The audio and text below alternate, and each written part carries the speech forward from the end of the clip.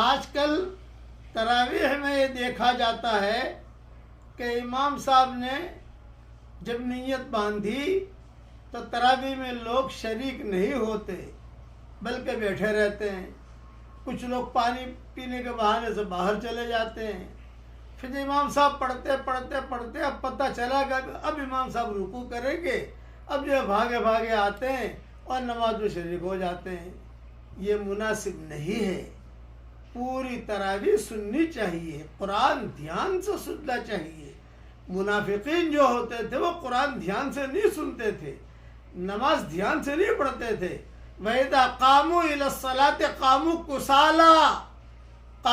كُسَالَىٰ. نماز میں کھڑے تو ہوتے تھے لیکن سستی کے ساتھ. یہ ایک قسم کی سستی ہے، اس لیے ایسی تراویح ہمیں نہیں پڑھنی چاہیے. امام صاحب کے ساتھ نیت باندھیے اور امام صاحب کے ساتھ رکوع کیجیے اور پورا قرآن دھیان سے سنیے.